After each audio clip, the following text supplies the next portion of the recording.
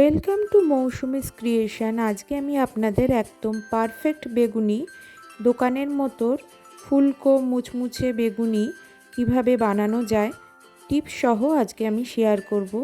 এইভাবে পারফেক্ট বেগুনি বানিয়ে নিলে আপনারা ঘন্টাখানেক পরও মুচমুচে একদম ফুলকো বেগুনি পেতে পারেন। সামনেই আমাদের সরস্বতী পুজো। সরস্বতী পুজোয় আমরা খিচুড়ির সঙ্গে বেগুনি খেয়ে থাকি। কিভাবে পারফেক্ট বেগুনি বানিয়ে নেব আমি টিপস সহ আজকে আপনাদের শেয়ার করছি। আসুন দেখে নেওয়া যাক। আশা করছি আমার টিপসগুলো ফলো করলে আপনাদের বেগুনিও একদম পারফেক্ট হবে, কিন্তু আপনারা ঘরেই বানাতে পারবেন এই রকম পারফেক্ট মুচমুচে খাস্তা বেগুনি।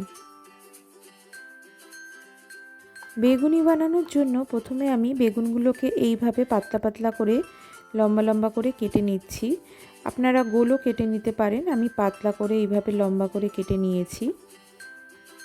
আপনারা গোল কাটুন বা লম্বা কাটুন, যেই শেপেই কাটুন না কেন বেগুনটা অবশ্যই একটু পাতলা কাটার চেষ্টা করবেন, তবে খুব বেশি পাতলা কাটবেন না। এই দেখুন আমি দেখাচ্ছি, মোটামুটি এরকম কাটলেই হবে, খুব বেশি পাতলা না আবার মোটাও না।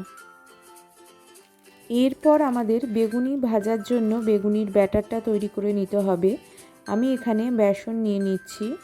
বেসনটা নিয়ে অবশ্যই বেসনটা একটু ছেঁকে নেওয়ার চেষ্টা করবেন, যাতে বেসনের মধ্যে কোনো রকম দানা না থাকে আর ব্যাটারটাও খুব স্মুথ হয়। আমি এখানে বেসনটাকে একটু চেলে নিয়েছি। তারপর দিয়ে দিচ্ছি 1 টিস্পুনের মতো চালের গুঁড়ো, 1 টিস্পুন কর্নফ্লাওয়ার।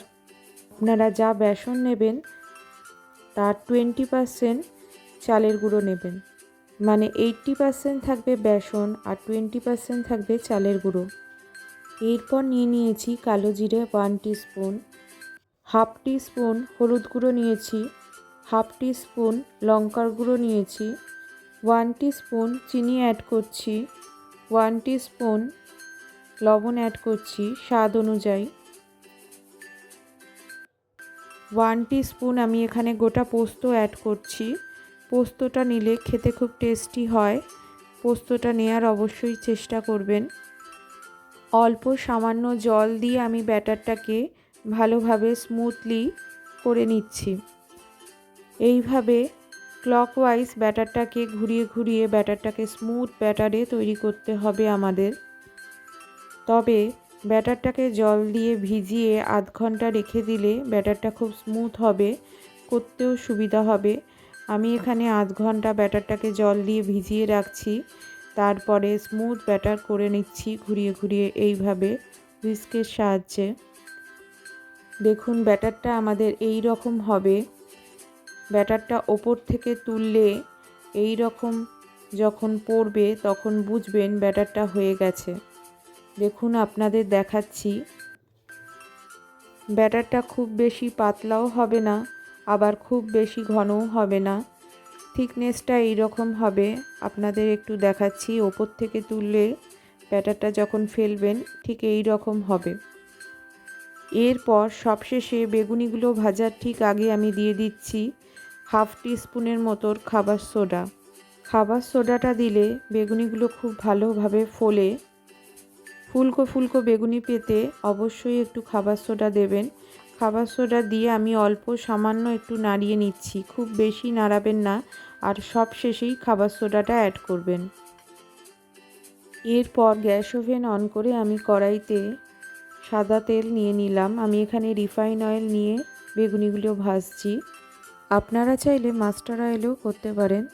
তেলটা খুব ভালোভাবে গরম হয়ে এলে আমি এখান থেকে সামান্য তেল তুলে নিয়ে ব্যাটারে দিয়ে দিচ্ছি। এতে বেগুনিগুলো খুবই মচমচে হয়। গরম তেল অল্প একটু দিয়ে নেবেন এইভাবে। এরপর আমি কেটে রাখা বেগুনগুলোকে এই ব্যাটারে কোট করে আমি গরম তেলে দিয়ে দেব। আমার কড়াইতে যতগুলো ধরবে সেই মতো দেব, খুব বেশি দেবেন না, 2-3টে করে ভাজবেন, তাহলে খুব ভালোভাবে ভাজা হবে।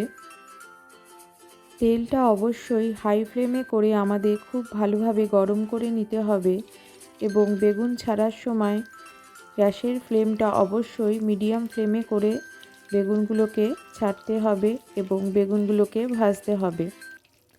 অবশ্যই এই সময় যেন গ্যাসের ফ্লেমটা মিডিয়াম ফ্লেমে থাকে। আমি এখানে 2-3টে করে বেগুন কোট করে তেলে দিয়ে ভেজে নিচ্ছি। এইভাবে দেখুন একটু নাড়াচাড়া করে নেবেন, অল্প অল্প করে ওপর থেকে একটু তেল দিয়ে নেবেন, গরম তেল।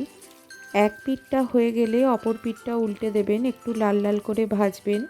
একটু লাল লাল করে ভাজলে বেগুনিগুলো মচমচে হয়, অনেকক্ষণ পর্যন্ত থাকে মচমচে। এক পিঠটা হলে তবেই অপর পিঠটা উল্টাবেন।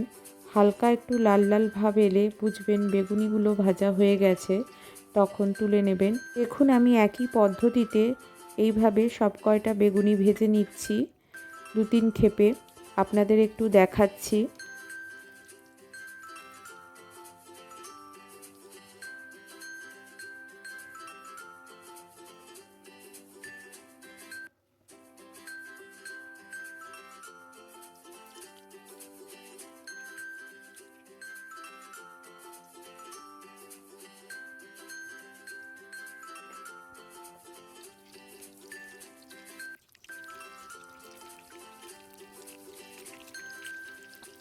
এইভাবে আমি সব কয়টা বেগুনি ভেজে নিয়েছি, আপনাদের একটা সার্ভিং ডিশে তুলে আমি দেখাচ্ছি।